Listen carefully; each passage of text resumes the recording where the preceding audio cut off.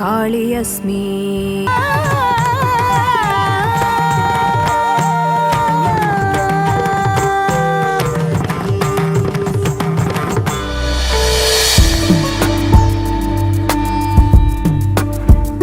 Apėję sauliutę aplinkui zarių.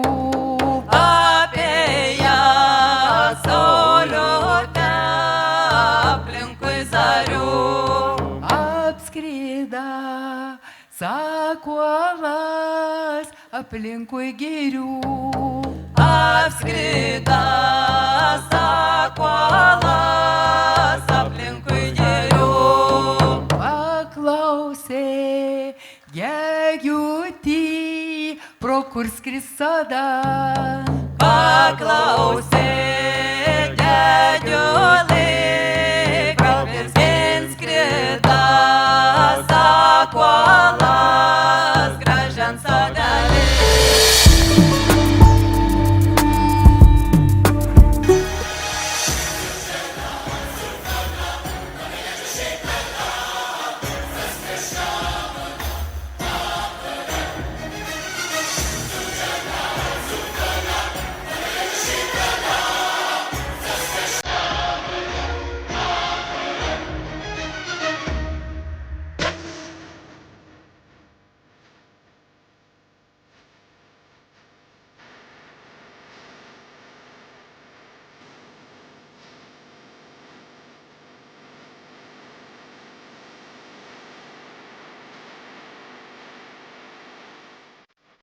मैं बनना चाहती हूँ हर घर की बेटी, भारत की बेटी।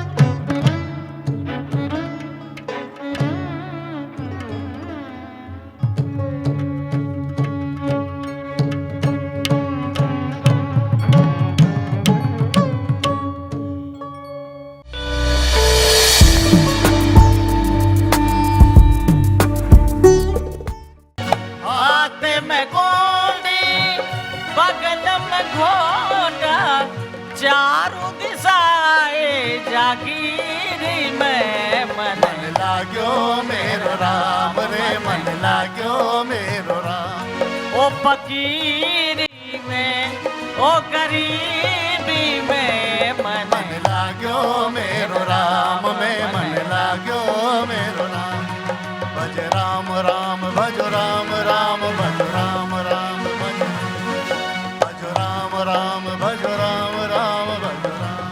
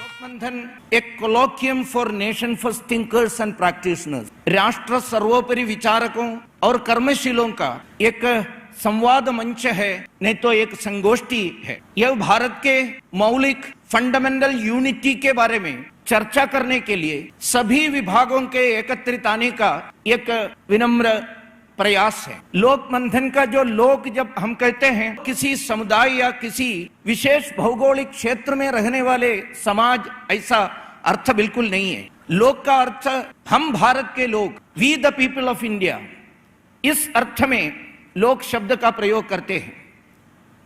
दूसरे प्रकार से देखा है तो लोक निर्मल मौलिकता है। यह भौतिक दृष्टिकोण से मिलावट रहित पवित्रता है और लोक विषय में विश्व को देखने के लिए एक नए दृष्टि बनाने का कार्य किया है और करते रहेंगे।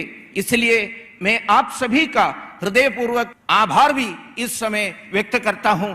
इस शब्द के साथ मेरा स्वागत भाषण यहां समाप्त करता हूं। जय भारत। भारतीय लोक परंपरा, भारतीय संस्कृति, भारतीय कला, भारतीय आदिवासी जनजीवन, भारतीय सामाजिक एकता, भारतीय ज्ञान विज्ञान संपदा, भारतीय knowledge system, education, health and medicine, temple science, environment आदि सहित विभिन्न क्षेत्रों में भारतीय लोक विचार, भारतीय लोक व्यवहार, भारतीय लोक व्यवस्था की विभिन्न धाराओं पर मंथन करने वाली राष्ट्रवाद संस्था लोक मंथन है। लोक मंथन भारत की वर्तमान और भविष्य की समस्याओं के समाधान के लिए नहीं, बल्कि विश्व के कल्याण के लिए भी एक मंथन होने वाला है। इस संदर्भ में मैं ट्राइबल लाइफस्टाइल पर जरूर चर्चा करना है। ब्रिटिशर्स की डिवाइड एंड रूल पॉलिसी के कारण जनजाति समाज और उनके भारतीय समाज के बीच दूर करने का प्रयास किया है।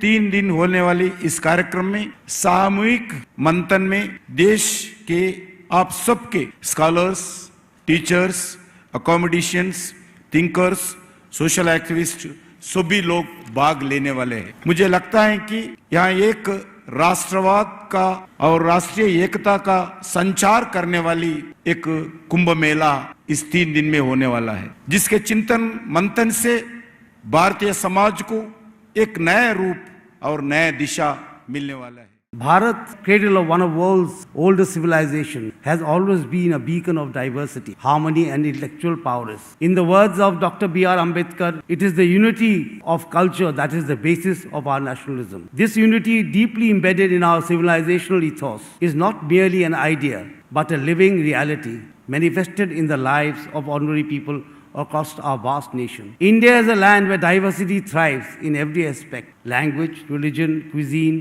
art forms.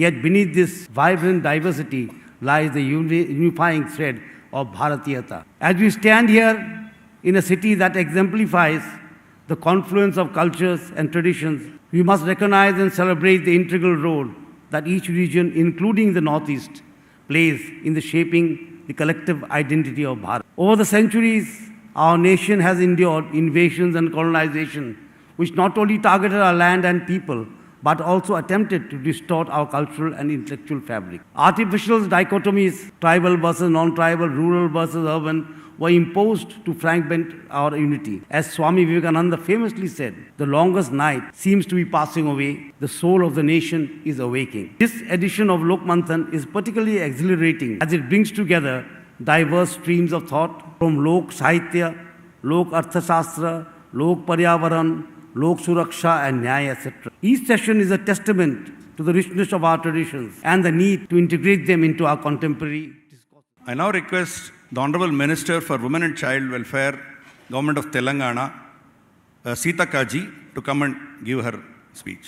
సంస్కృతి సాంప్రదాయాలు జీవన విధానాలకు ఒక సమ్మేళనం. తెలంగాణ రాష్ట్రం అన్ని వర్గాల యొక్క, అన్ని ప్రాంతాల యొక్క సంస్కృతి సాంప్రదాయాలు జీవన విధానాన్ని రెస్పెక్ట్ చేస్తుందని, ఇదే మన భారతీయత యొక్క అత్యున్నతమైనటువంటి జీవన సౌందర్యం.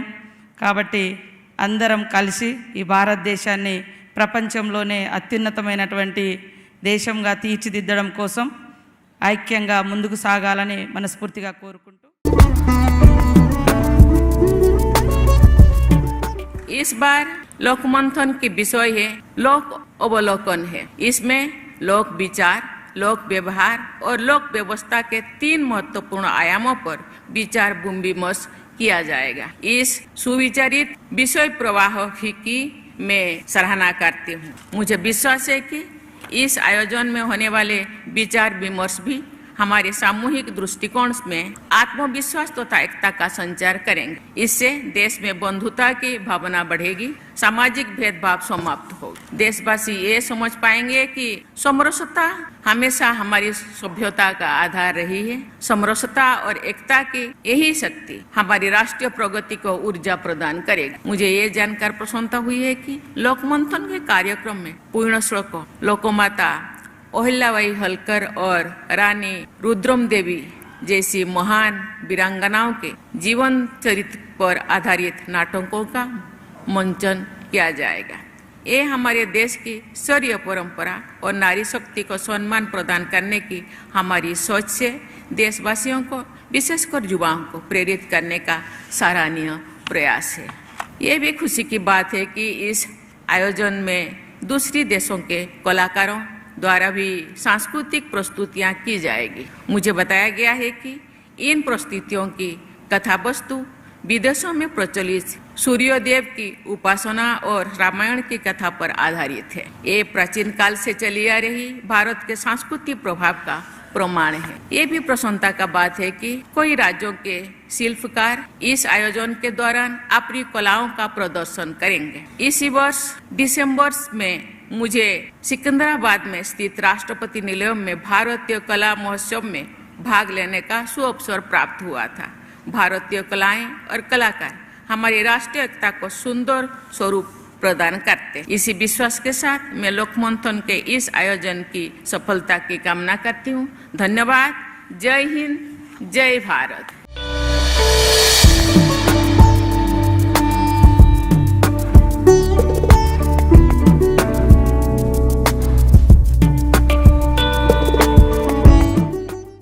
आज से 100 साल पहले भारत कहीं ज्यादा शिक्षित था और आपने उस पूरी व्यवस्था को आपने प्राय खत्म कर दिया। ऐसा कुछ महात्मा गांधी ने बोला था। वो ब्यूटीफुल ट्री में इसका उन्होंने कोट दिया हुआ है धर्मपाल जी। फिर मैंने वो किताब पढ़ी तो मेरे तो पसीने छूटे लिटरली, क्योंकि मेरी जो धारणा थी और वो ज्यादातर भारत पढ़े लिखे लोगों की धारणा है कि शिक्षा नाम की चीज तो अंग्रेज ही भारत में लेके आए। कुछ गुरुकुल चलते थे, उसमें वेद पाठ होता था और वो सिर्फ ब्राह्मणों के लिए होता था। मुझे ये पता चला कि भारत के प्रत्येक गांव में, उनका नाम कुछ भी हो, लेकिन वो स्कूल की तरह ही थे और उसमें कृषि की भी पढ़ाई होती थी, ज्योतिष की भी पढ़ाई होती थी, गणित की भी पढ़ाई होती थी, व्याकरण की भी पढ़ाई होती थी और जगह जगह स्थान के हिसाब से अलग अलग स्थान में अलग अलग विषय भी बदले जाते थे और ये हर एक गांव में थे।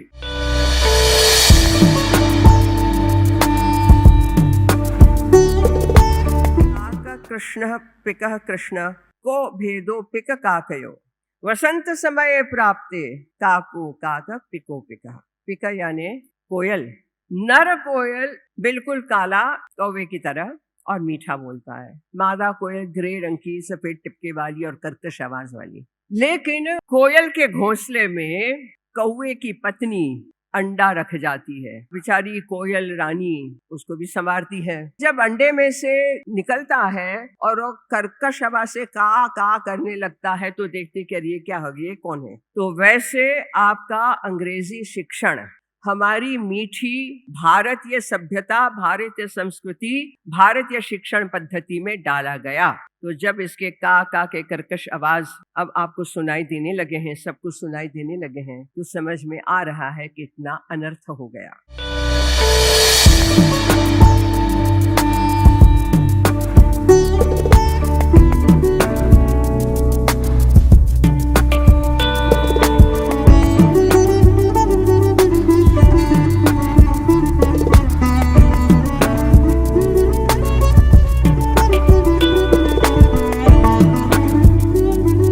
विज्ञान में हमने प्रकृति के गुण नियमों को डिकोड तो किया, उसका उपयोग किया, पर उसका ज्यों का त्यों हमने इस्तेमाल किया, उसका लेबोरेटरी विकल्प या केमिकल विकल्प नहीं तैयार किया। जहां हमको ऊंट की मूत्र की जरूरत है तो हमने उसका कोई केमिकल विकल्प नहीं बनाया। हमारे मक्खियां जो है उसकी मक्खियों की विष्ठाओं से वो नींद की गोली का काम करती हैं, तो उसके बदले हमने कोई केमिकल चीज नहीं बनाई। तो ऐसे ढेरों चीजें हैं जो हमने उसके विकल्प नहीं तैयार किए। और जब आप विकल्प तैयार नहीं करते हो तो क्या करते हो, आप प्रकृति में उन चीजों को सहेजते हो। नक्षत्रों के हमारे यहाँ पेड़ हैं, राशियों के पेड़ हैं, फिर इन सारी चीजों के पेड़ हैं। जिन जिन चीजों से आपने जो जो चीज बनाने सीखी उसके केमिकल विकल्प जब आप नहीं बनाते हो तो उन सारी चीजों को आप प्रिजर्व करते हो। ये लगता है कोई भी बच्चा काटता रहता है तो बोलता है अरे इसको मत काटो रे, इस काम में आएगा, वो ये चीज है उस पूजा में लगेगी, ये चीज उस काम में आएगी।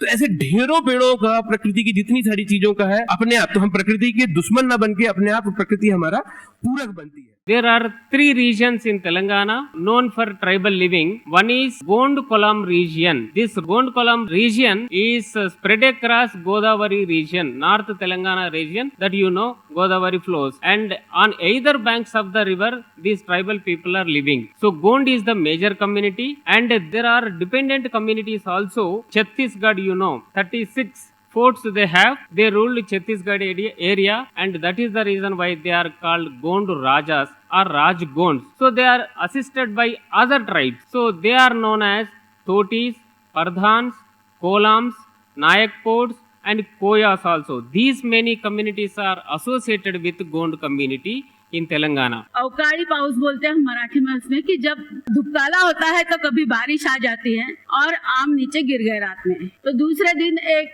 टोकरी में आम लेके एक व्यक्ति आया और हमको बोला कि आप ये आम खरीद लो, आप लोग तो जांगड़ी है यानी आप ट्राइबल नहीं हो। उसको पूछा कि क्यों, आप क्यों नहीं खाएंगे? तो वो बोलता है कि नहीं, हमारा यह धर्म नहीं है, हमारा यह धर्म है कि हम अखजी के बाद में आम खाएंगे। ये क्या नियम है? ये नियम इसलिए है कि अखजी के पहले यदि आम खाते हैं तो आम में गुठलियां बनती नहीं है। आप कच्चा आम को खा लेते हो तो गुठली चली जाएगी, आम का झाड़ और नहीं लगेगा। तो हमारे आदिवासी लोगों की ये संस्कृति है कि इंसान के साथ साथ पेड़ के बीज भी कैसे बचे, पेड़ के बीज कैसे बचे, जीव जंतु कैसे बचे, इसके लिए वो सोचते हैं। वो सोचते नहीं, वो जीते हैं। हम लोग सोचते हैं, चर्चा करते, बात करते, वो लोग उसको जीते हैं।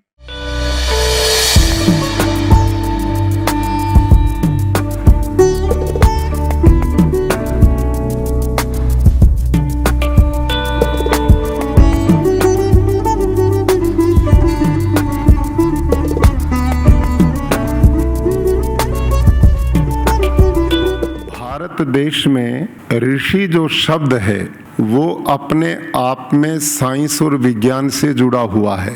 अंग्रेजी का जो रिसर्च स्कॉलर शब्द है वो ऋषि का ही अपभ्रंश शब्द है। भारत देश का एक एक ऋषि पहाड़ों की कंदराओं में बैठकर के, जंगलों के झोंपड़ों में बैठकर जो चिंतन मनन और जो शोध उन्होंने किए हैं, उसने सदैव आने वाली पीढ़ियों का मार्गदर्शन समय के अनुरूप किया है। Gautama in 600 BC. So all parents saying here, you tell your kids that think step by step, think logically. But we are not that civilization. We are not that civilization. We never said it. See that Maharishi Gautama said, if you want to solve a problem, then you go and find out the biggest confusion that you have. You take that confusion, go inside and find some more confusion. And then you take one of them and go find more confusion. And then when you reach to the fact, then stop. You get a temple-like architecture. It's called architecture of confusion.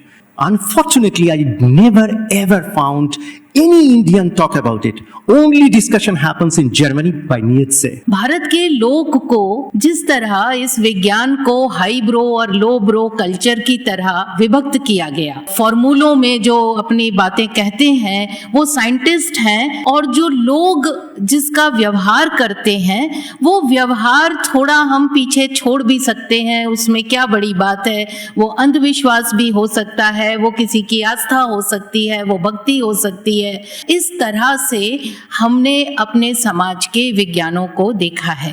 पंचाक्षरी मंत्र हम सब जानते हैं, ओम नमः शिवाय। धरती clockwise घूमती है और ब्रह्मांड एंटी क्लॉकवाइज घूमता है, तो उसके जो ध्वनि प्रोड्यूस होती है ब्रह्मांड में, नासा उसे उल्टा कहता है। नासा कहता है ओम की ध्वनि अंतरिक्ष में सुनाई देती है, जबकि सच्चाई ये है कि हमारे ऋषि योगी वो ध्वनि कब की अपने अंदर अंतर्निहित की और उस ओम का उच्चार किया। भगवान आपको आशीर्वाद दे। दस्तूरी ख्वादे उताउसी मेलक। Ladies and gentlemen, esteemed leaders and honored guests, it's a profound honor to stand before you.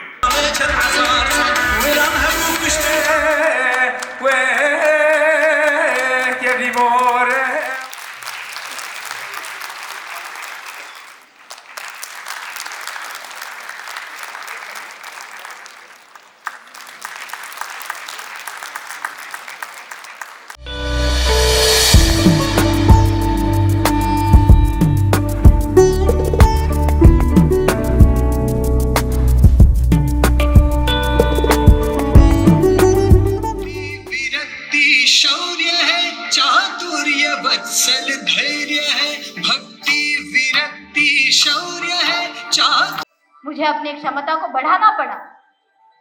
अगर हम भी हमारे निजी सुख में चूर होते तो ये जनता हमें कभी न स्वीकारती, हमसे और हमारी प्रजा से सब कुछ छीन लेते। तो ये समाज संगठित रहना आवश्यक है।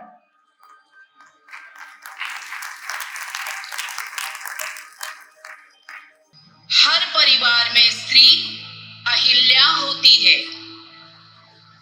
मां अहिल्या।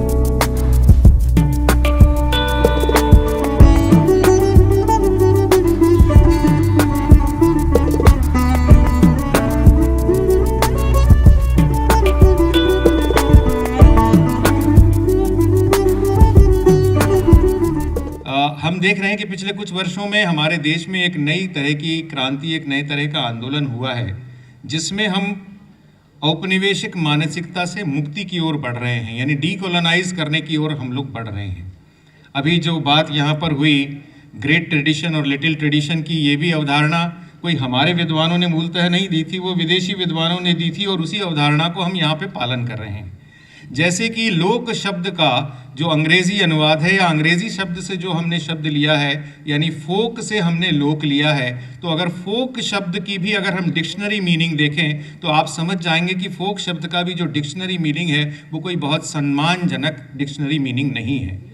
तो जब हम पूरे देश में एक तरह से औपनिवेशिक मानसिकता से मुक्ति की ओर बढ़ रहे हैं और पिछले लगातार 10, 11, 12 वर्षों से इसमें प्रयास कर रहे हैं, जिसमें राष्ट्रीय शिक्षा नीति भी शामिल है, तो हम अभी तक इस लोक शब्द को औपनिवेशिक मानसिकता से मुक्ति क्यों नहीं दिला सके।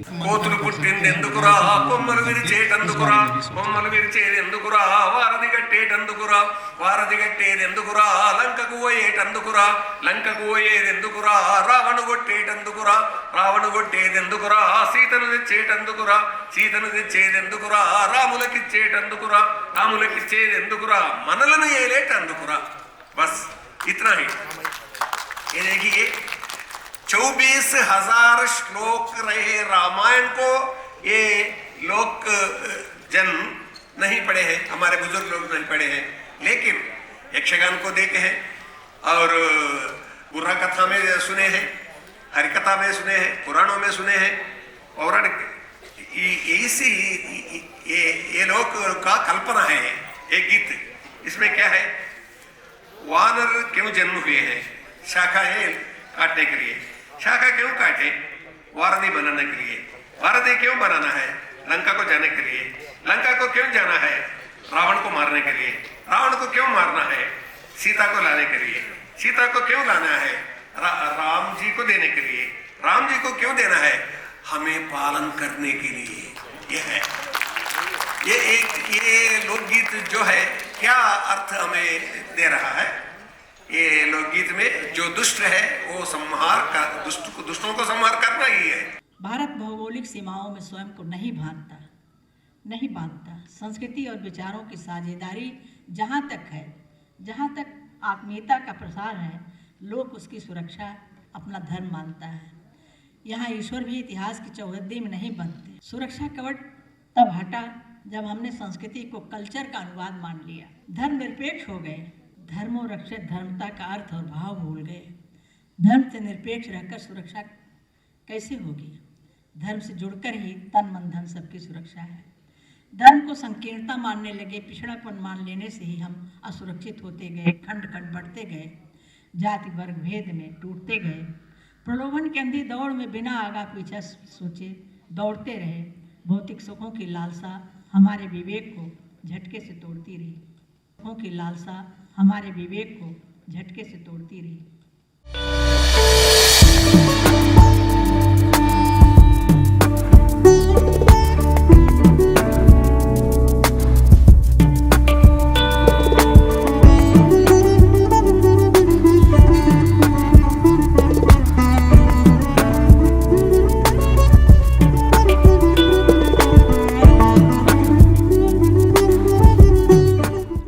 पर्यावरण का संरक्षण हम कर सकते हैं क्या? पर्यावरण हमारा संरक्षण करता है या हम पर्यावरण का संरक्षण करते? यहीं से अपनी सोच बदल जाती है। और इसलिए यहाँ से शुरू होती है कि हमको अपना विचार बदलना, यानी भारत का विचार लाना है, तो हमको ग्रीन से हरित की तरफ जाना पड़ेगा। और जब हम ग्रीन और हरित की बात करते हैं तो ग्रीन कहते ही हमको क्या ध्यान में आता है, हरित कहते ही क्या ध्यान में आता है, जैसे इंडिया कहते ही क्या ध्यान में आता है और भारत कहते ही क्या ध्यान में आता है। इस पर मैं यहाँ पर इस सभा का थोड़ा ध्यान केंद्रित करता हूँ कि हमको मूल में जाना पड़ेगा, फिर इसके समाधान पर आएंगे। तो एक विद्वान ने मुझे कहा था, अपना देश बहुत अजीब देश है। इस देश में मोबाइल की संख्या ज़्यादा है और टॉयलेट की संख्या कम है। और वो मुझे बता रहा था, मैंने उसको बता दिया, तेरे को टेक्नोलॉजी अच्छी मालूम है, तेरे को सोशल डायनामिक्स अच्छा मालूम नहीं है। जिस चीज को प्रतिष्ठा होती है वो आदमी खरीदता है, और जिसको प्रतिष्ठा नहीं होती उसको सब्सिडी की मांग करता है। तो मेरा मानना है ये सब्सिडी सबसे बहुत बेहतरीन बीमारी है, इसको पहले हटाना होगा। So without subsidy developmental process जब बन जाएगी, then only it can be possible sustainable development. जब अग्रिम पंक्ति में राम तत्व विराजता है, केवल तभी ये संभव होता है कि गिलहरी की उछाला हुआ रेत भी सम्मान पा जाता है। तो आदरणीय नंद कुमार जी के सानिध्य में जो एक रामत्व की भावना लेकर ये लोक मंथन हो रहा है, उसमें मेरा प्रयास ना के बराबर है। फिर भी मेरा चयन हुआ तो इतिहास ने स्वयं को दोहरा दिया।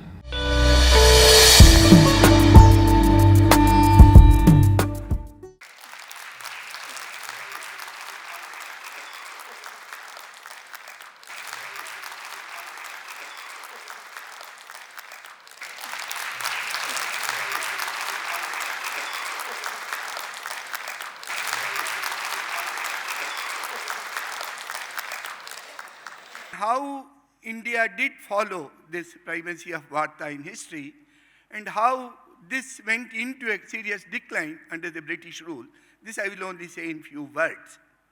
But main idea will be to present Pandit Deen Dayal Upadhyaya ji's vision of India's economic development founded on the primacy of Krishi.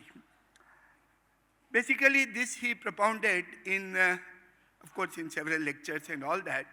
But Bharatiya Arthaniti, Vikas ka ek drishti, a sort of a monograph he wrote in 1958 as a critique of the second 5-year plan that was being undertaken then.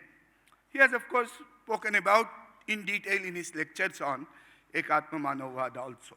हमारे देश को सोने की चिड़िया कहा गया। इसके दो कारण थे।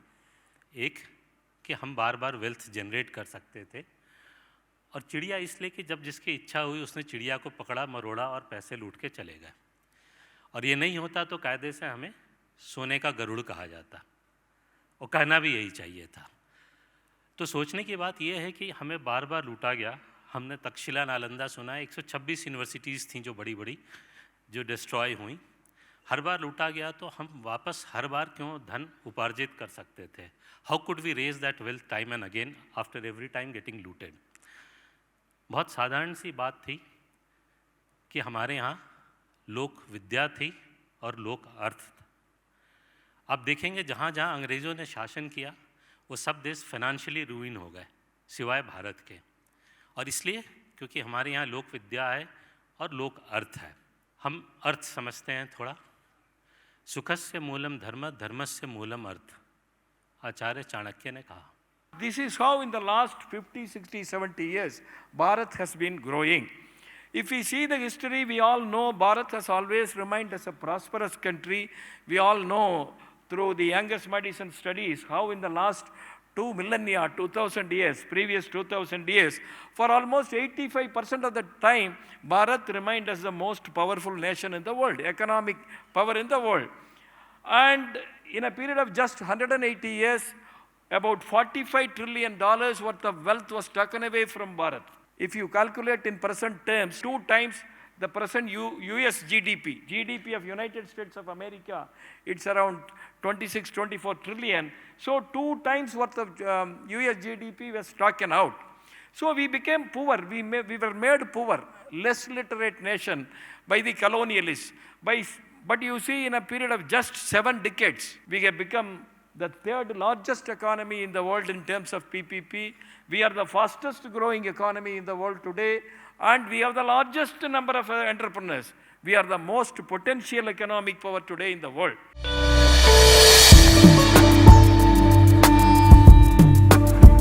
यंग वॉलंटियर्स ऑर्गेनाइजेशन मुंबई की संस्था थी। इंटरेस्टिंग उनका शुरुआत थी। उन्होंने कहा कि कुछ युवाओं ने ये अभियान शुरू किया, डोनेट अ पिज़्ज़ा पर मंथ समाज के लिए। तो वो 318 रुपये काटते थे, वो प्रत्येक व्यक्ति कटवाता था। तो उनके पास उस समय 6 लाख रुपए महीना आता था। तो उन्होंने ये कहा कि हम इस महीने का आपको देना चाहते हैं, आप पानी के लिए क्या कर सकते हो, तो आप प्रपोज़ल दो। तो हमने एक छोटे से तालाब का उनको भेजा कि ये बनने की तैयारी की है गांव के लोगों ने, इसमें इतना सहयोग लगेगा, 6 लाख रुपए का तालाब बन जाएगा। उनका अगली क्वेरी आई कि इसके बेनिफिशियरी कितने हैं। कि बेनिफिशियरी जब आपने प्रश्न किया है तो मुझे समझ में नहीं आ रहा है इसमें मैं किस किस को काउंट करूं। इसके में से पानी कितने किसानों को मिलेगा उसको काउंट करूं, या यहाँ जो पालतू जानवर हैं उनके वो पानी पिएंगे उनको काउंट करूं, या यहाँ जो पशु पक्षी आएंगे उनको काउंट करूं, या फिर यहाँ जो हरियाली बढ़ेगी उसको मैं गिनूं। तो मैं आपको क्या क्या उत्तर दूँ ये मैं सोच रहा हूँ। और अगर ऐसा मैं लिखने लगा तो फिर उसकी बेनिफिशियरी आप और हम भी हैं। दीनदयाल जी के विचार के आधार पर जो काम चल रहा है उसका काम भी अलग अलग संस्थाएं कर रहे हैं, and these need to be replicated and scalable model में लाना है।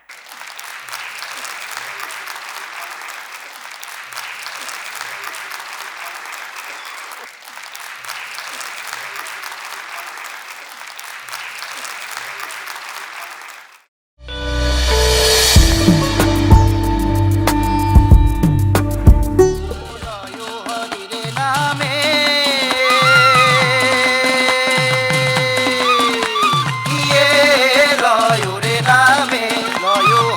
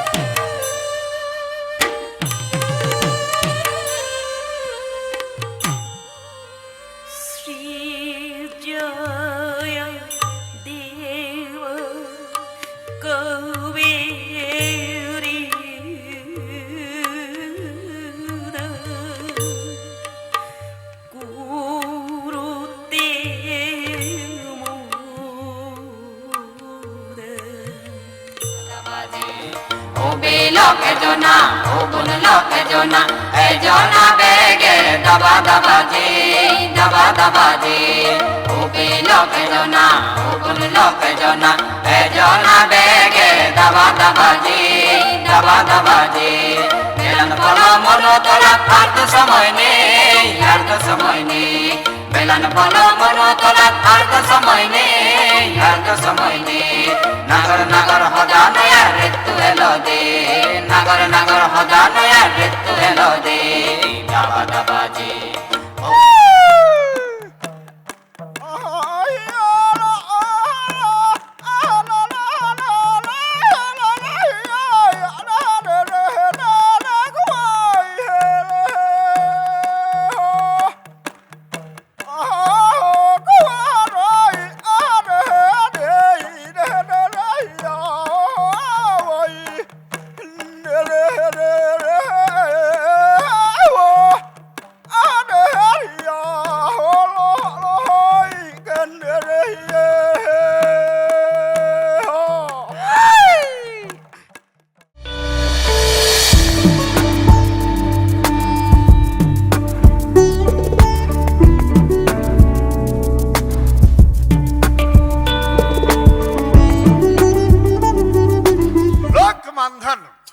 ప్రజ్ఞాభారతి వారు సగర్వంగా సమర్పిస్తున్నటువంటి దాయ గజకేసరి రాణి రుద్రమాంబ అనేటటువంటి చరిత్రను రూపకంగా బుర్రకథతో కూడి మనం చెప్పబోతున్నామయ్యా సోదర.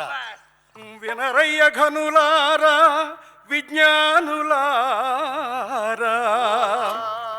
కనరయ్య మన జాతి ఘనమైన అందుకే నిడనవోల విషయాధికారి మా అల్లుడు అయిన శ్రీ వీరభద్రుడు గారి ఆశీస్సులతో అతి త్వరలో రుద్రమకి పట్టాభిషేకం చేయాలని సంకల్పించాను. మీ అందరికీ సమ్మతమే కదా?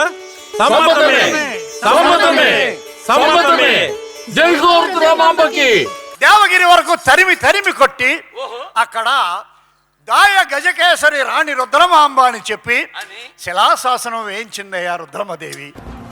అమ్మమ్మ, నువ్వు ముందుకు రావద్దు. నీ ముందుకు వచ్చిన వాళ్ళని మళ్ళీ వెనక్కి తిరగకుండా మట్టు పెట్టాయి.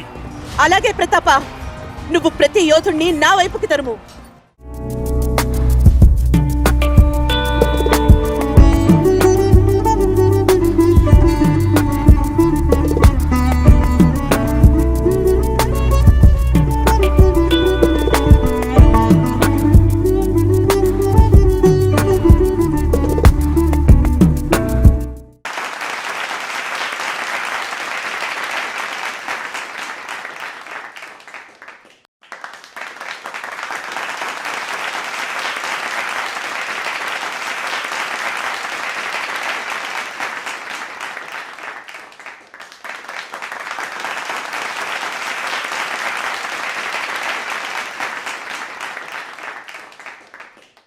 I also congratulate finally लोक मंथन, especially इस सेशन में, क्योंकि उन्होंने they are connecting tradition with modernity, change, continuity with change, realm with region and myth with reality.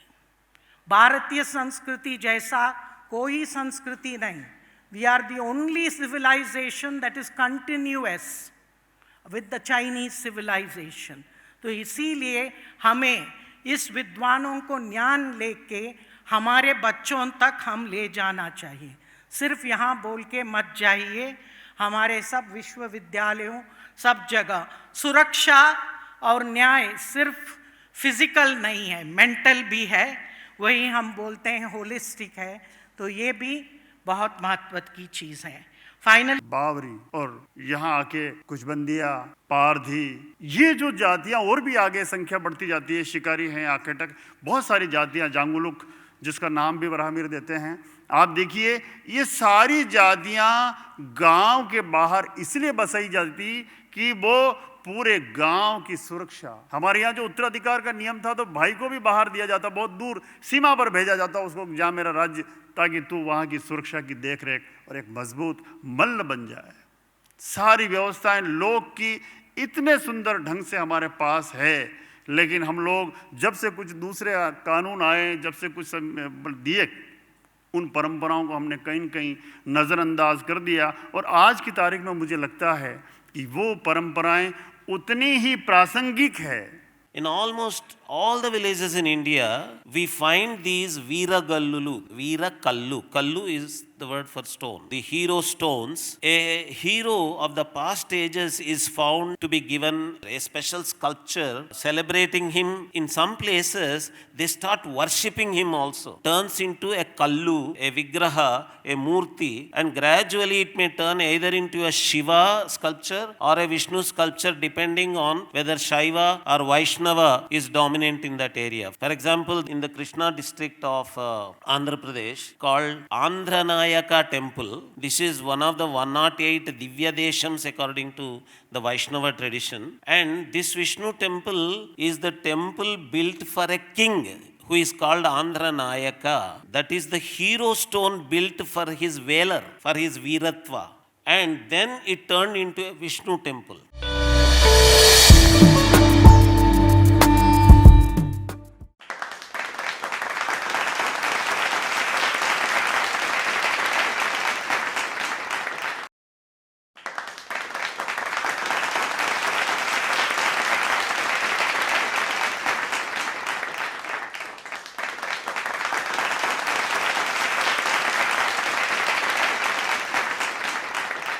धर्म के साथ निष्ठा थी। और तीसरी जो प्रमुख बात है, ये सब के सब गांव स्वतंत्र स्वशासी गांव थे, अन्य ग्रामों के साथ मिलके रहते थे, पर ये किसी से शासित नहीं होते थे। ये इनके उत्पादन में से, इस भव्य उत्पादन में से 30% के आसपास वो भाग निकालते थे और सीधा जो सेवाएं उन्हें चाहिए होती थी, जो प्रशासनिक सेवाएं चाहिए, जो कारीगरी की सेवा चाहिए, जो इतने सारे मंदिर हैं उनकी व्यवस्था चाहिए, उस सब के लिए गांव के उत्पादन से नियोजन होता था। 30% तक का उत्पादन इस काम में चला जाता था। 1990 में जो लो इनकम के लोग हैं उनका कंजम्पशन 2.5 टन्स पर पर्सन पर ईयर है। 2017 में वो घटकर 2 हो गया है, 2 टन पर पर्सन पर ईयर। लेकिन जो हाई इनकम के लोग हैं उनका अगर देखेंगे तो 1990 में उनका कंजम्पशन 20 टन पर पर्सन पर ईयर है, जो बढ़कर 27 टन पर पर्सन पर ईयर हो गया।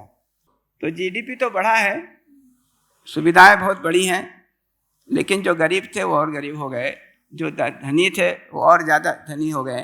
किसी के पास धन बहुत है, ज्ञान बहुत है, बल बहुत है, तो हमारे यहाँ की जो अवधारणा है उसे बड़े सरल शब्दों में बताया गया। विद्या विवादाय धनम मदाय शक्ति परेशान पर पीड़नाय। बड़े वो संस्कृत में है, लेकिन हिंदी में भी अलग अलग भाषा बोलियों में यही बात है कि यदि विद्या है तो क्या विवाद के लिए है? क्या कोई विद्वान है तो क्या विवाद करेगा? क्या किसी को पराजित करने के लिए करेगा कि समझाने के लिए करेगा? शक्ति परेशान, यदि कोई शक्तिवान है तो दूसरों को परेशान करने के लिए है क्या कि निर्भय करने के लिए है? धन यदि है तो अपनी संपन्नता बढ़ाने के लिए है कि दूसरों के जीवन में उत्कर्ष का माध्यम बनने के लिए है? तो इसमें दोनों ही बातें कही कि यदि वो अविकसित होगा तो विवाद करेगा, यदि अविकसित होगा तो अहंकार करेगा, धन का, बल का, यदि अविकसित होगा तो पीड़ित करेगा। तो प्रक्रिया बहुत महत्वपूर्ण है और इस विषय में लोक अवधारणा विकास की प्रक्रिया, विकास की अवधारणा और उसकी प्रक्रिया।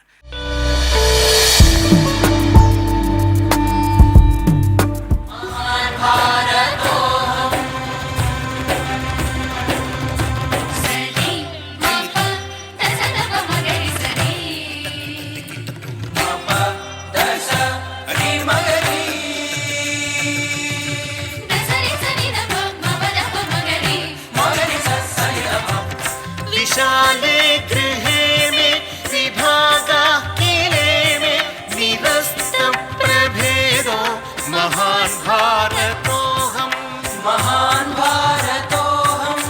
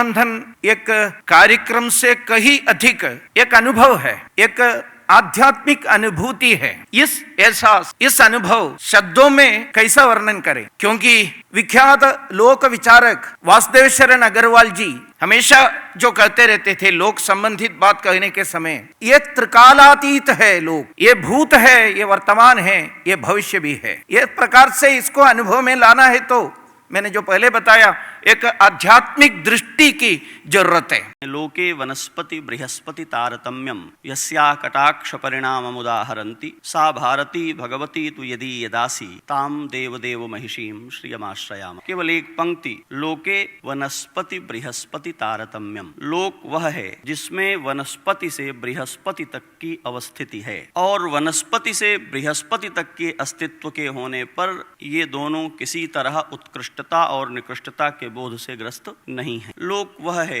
जो सामंजस्य पूर्ण रूप से अपने भीतर सबको अंगीकार करता है, आत्मसात करता है, क्योंकि वह प्रकृत है। लोक को परिभाषित करने चलेंगे तो मुझे लगता है कि ये 3 शब्द मुझे कहने चाहिए। लोक 3 आयामों में होता है। उसका एक आयाम है प्रकृति, उसका दूसरा आयाम है विकृति, और उसका तीसरा आयाम है संस्कृति। भारत के बौद्धिक क्षमता, भारत के ऐश्वर्य, भारत की विकास, भारत के ज्ञान, भारत के विज्ञान, भारत के सांस्कृतिक उत्कर्ष, भारत की चिकित्सा पद्धतियों का उन्नयन, इन सब के चलते हुए भारत हजारों सालों से दुनिया के लिए कौतूहल और आकर्षण का केंद्र है। आने वाले लोगों के पदचिन्ह भारत के इतिहास की पुस्तकों में सर्वदूर हमें दिखाई देते हैं। लेकिन निश्चित रूप से इतिहास का अध्ययन करें, हमें बोध आता है कि इस उत्कर्ष की कीमत भी हमें चुकानी पड़ी। एक स्वाभाविक डाह के चलते हुए हमारे ज्ञान और विज्ञान को नष्ट कर अपनी मान्यताओं को थोपने के दृष्टिकोण से जिन लोगों ने भारत पर तलवारों की ताकत के आधार पर हमला किया, तब से लेकर के अब तक निरंतर जो भारत की संस्कृति पर आक्रमण हुए, हजारों साल के इस आक्रमण की यात्रा में दुनिया की ऐसी अनेक सभ्यताएं जो उन आक्रमणों के सामने धराशायी हो गई, काल कवलित हो गई, काल के थपेड़ों से कहीं समाहित हो गई। भारत की ये महान सनातन संस्कृति बची रही केवल लोकमंथन के द्वारा once in 2 years, अभी 4th टाइम। मगर भारत में ये नया नहीं है। We have lived that life. वनवासी, नगरवासी, ग्रामवासी, ऐसे ही हम we have seen ourselves. So इसके लिए एक प्रयत्न इकट्ठा करने के लिए होगा, मगर मन में तो हम सब भारतीय हैं, ऐसे ही हम सोचकर चलते हैं। We accommodate everything and that has been India. आज wokeism आकर के हमें inclusive का जब लेक्चर लोग देते हैं, हम बोलना चाहिए। लेक्चर नहीं देते हैं, काम में दिखाते हैं। 5000 साल से काम में दिखाते हैं। ये दिखाना चाहिए, और लोक मंथन के द्वारा यही है आपके प्रयत्न। लोक, सृष्टि और धर्म, इन तीनों के उत्पत्ति का समय समान है। ये साथ चलते हैं और प्रलय तक रहेंगे, इसलिए सनातन है।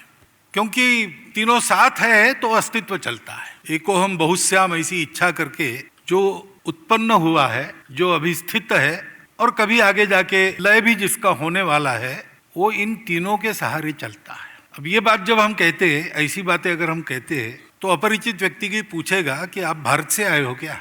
क्योंकि ये बात हमारे पूर्वजों ने पहचानी, ये एक सत्य है।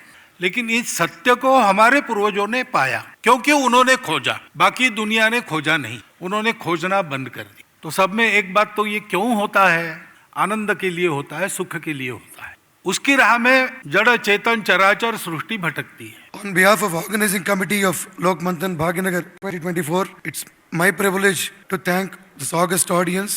First, let me thank our Central Committee of Lok Manthan for giving us this opportunity to host this program here. We thank all the members of Telangana Vaicharik Samooh for strengthening our arms. Let me thank all the distinguished speakers for their inspiring speeches, giving us strong messages on how to take this forward. Let me also not forget to thank the state administration, including Honorable Chief Minister Shri Revanth Reddy ji, Ministers Shri D. Sripada Rao ji, Ministers Jupalli Krishna Rao Garu. All of them, they gave tremendous support, along with the state administration, the Chief Secretary, the DGP, all the police and traffic, the collectors. They have given us extraordinary support to conduct this event hassle-free. Our sincere apologies to the traffic police for causing this inconvenience. Particularly, we need to thank Shri T. Kishan Rao Garu, tremendous in his support to make this happen here, along with the staff of Shilpa Ram and Shilpa Kala.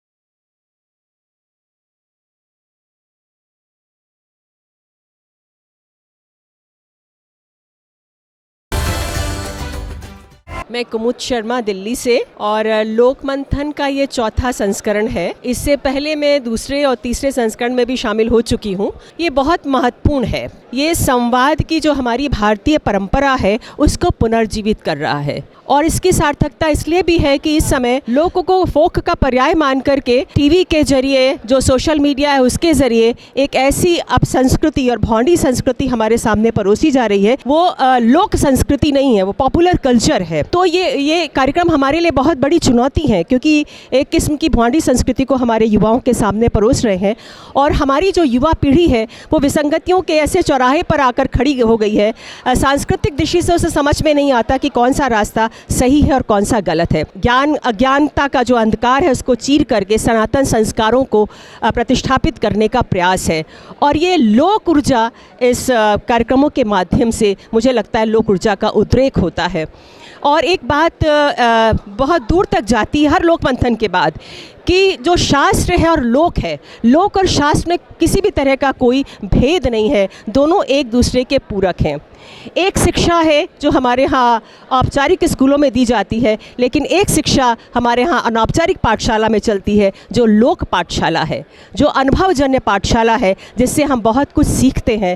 हम सीखते हैं कि किस तरह से जीवन को जिया जाए, हम सीखते हैं कि कैसे हमें प्रकृति के साथ भागीदारी करके चलना है। पाश्चात्य संस्कृति में हम प्रकृति के उपभोक्ता हैं, लेकिन हमारी लोक संस्कृति में हम प्रकृति के उपभोक्ता नहीं हैं, बल्कि प्रकृति के सहयात्री हैं, हम उसके सहचर हैं। और इस लोक में केवल मनुष्य ही नहीं है, इस लोक में पशु पक्षी, नदी नाले, पहाड़, वन उपवन, आकाश, सब कुछ समाहित है।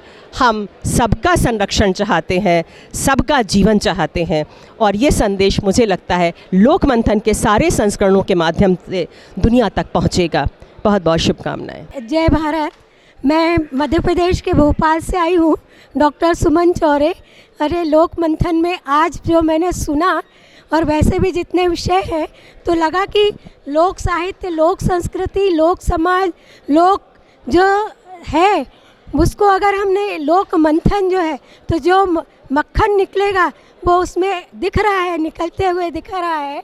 जो लोग जुड़े हुए हैं, पूरा देश है वो एक हो रहा है, और सब एक से एक बात कर रही है। और जो साहित्य की, लोक साहित्य की आज चर्चा हुई, नर्मदा की बात चर्चा हुई, बायोगैस की चर्चा हुई, और ये चर्चा हुई, तो लोक जो है वो लोक ही सब कुछ है, आदि से अंत तक लोक है। और मैं सोचती हूँ कि ये लोक मंथन में जो मक्खन आएगा वो आगे की जो पीढ़ी है उसको वो आगे मार्गदर्शक बनेगा, और जुड़ेंगे। जो संस्कृति और संस्कार की बात हो रही है, तो लोग उन संस्कारों से, संस्कृति से जुड़ेंगे। बस सबको साथ